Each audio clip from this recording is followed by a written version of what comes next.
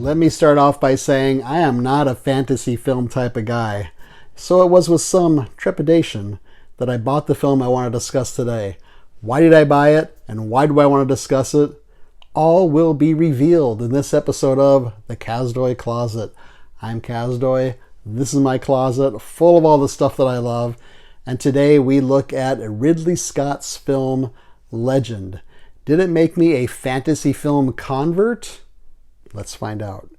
Before I get to Legend, what do I have against fantasy films? Well, let me sort of give you a analogy that might not make perfect sense, but it does to me. Let's take some Harry Potter films. I've seen 2 of those films. And yes, I'm going to criticize Harry Potter, so, blasphemy, I know. And I'm going to also take James Bond films. I'm a big fan of those, most of them. And let's look at the Harry Potter films first. So, in the Harry Potter films, which is a fantasy film, whenever the character or characters get into trouble, they just use magic, or they have some kind of magical being like a fairy or whatever come and help them out and bail them out of their situation. And to me, that always seems like kind of a cheat, because it's just anything can happen then. There's no suspense, I don't think. There's no tension or anything, because at any point, any magical thing can step in and fix their problems. So what could possibly happen? Anything can happen, and that means like nothing can happen. Now, take a James Bond film, and those stretch credibility too, but let me give you an example. Let's say James Bond is on a skiing somewhere, or he's in a snowy area, and some bad guys are after him, so he has to escape somehow and shoot at the bad guys. So maybe he'll take a piece of a wooden board, or he'll take a branch from a tree and he'll use that as a ski or as a snowboard, and he'll zoom down the mountains while he's firing a machine gun at the bad guys. Ridiculous, right? But that tree or that board really exists in reality. He has to use his wits to take whatever real thing is there and use it in a kind of exaggerated way to get away from the bad guys. So to me, that seems like more ingenious, more resourceful, more creative. It's not credible, of course, but it's more credible than just calling on a fairy or bringing magic out of nothing to get yourself out of a situation. To me, it seems more inventive and more resourceful. So, as far as the Lord of the Rings goes, I kind of slept through the first one. I didn't see the other ones. I'm not about to go see The Dark Crystal or Willow or Labyrinth or anything like that. But, let's deal with the film I want to talk about today, and that is Legend. It's from 1985.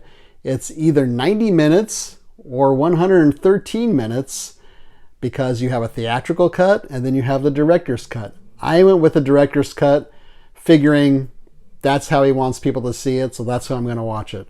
It's also in color, of course. This was directed by Ridley Scott.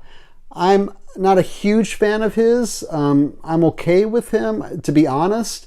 I think my favorite thing of his that he's worked on is the current HBO series, Raised by Wolves, which just finished its 2nd season. I think it's great. And that's how I feel about Ridley Scott. Obviously, he's a master filmmaker. I don't always connect with what he's doing. I made it through the first 30 minutes of the director's cut about a week ago under the influence of certain psychotropic medicine, let's say.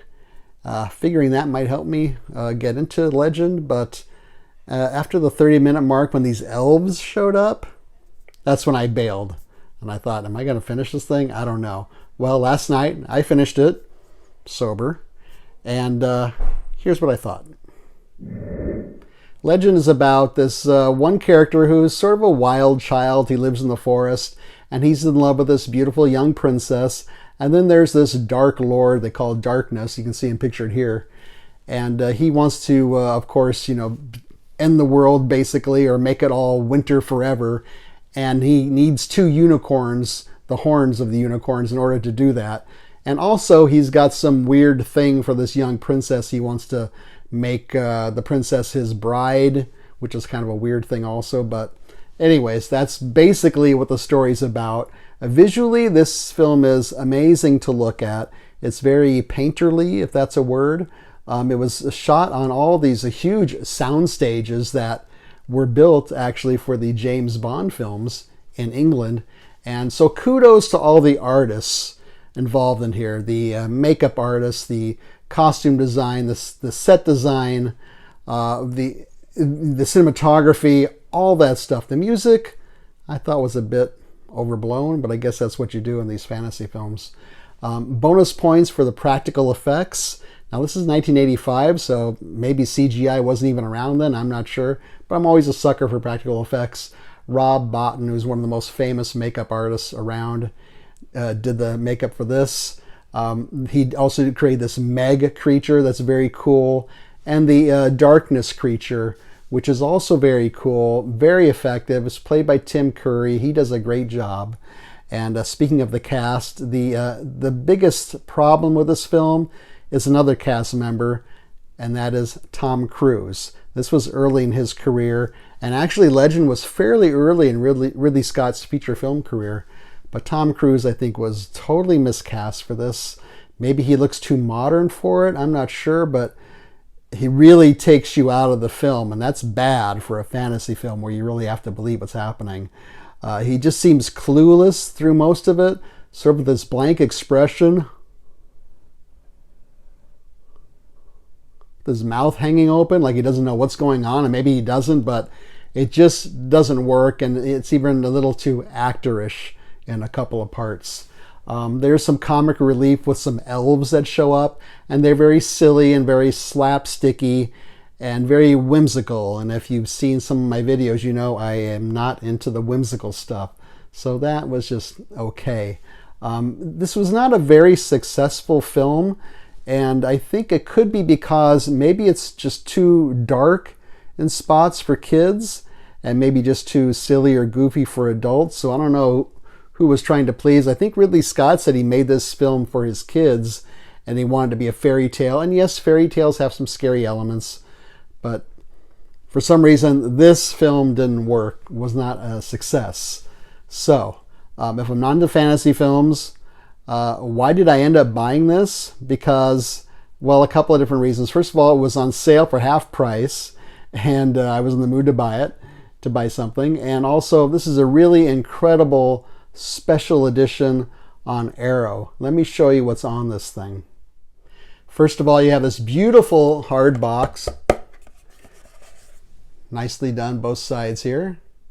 You have this two-sided poster, which I'll never put up, but it's there. You have this very nice booklet, which is about 60 pages long, so it's perfect bound, it's not stapled, and very informative. I read the booklet to get some information about this film.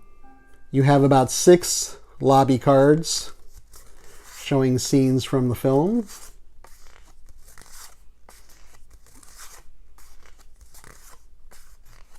You have 2 versions of the film. You have the theatrical cut and then the director's cut, and then you have reversible artwork inside like that. You also have an amazing amount of special features on here covering every aspect of the film you can think of, from the makeup to the music to the difference between the director's cut and the theatrical cut. There was also different music used by the group Tangerine Dream. That's discussed in here. Some of the actors are in here. Feature about the director, Ridley Scott. There's just so much stuff in here. I only watched a little bit of it, but I got a lot of information from the book. And then inside of this plastic sleeve, you have some glossy photos. That's pretty cool. Glossy photos. I'm just going to get the glare off of there from the film.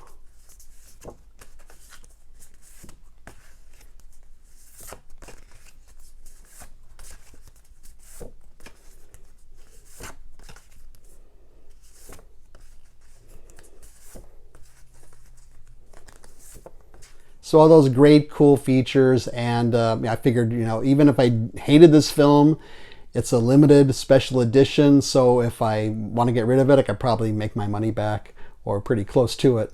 And the other reason is I'm always looking to expand my cinematic horizons, try to be open-minded, look at different things.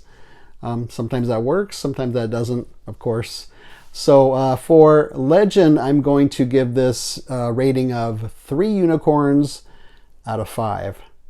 Where can you see this one? Well, I don't see it streaming anywhere right now. You can always buy it. You can always rent it. You can buy a cheaper version of it. You don't have to buy the big deluxe version.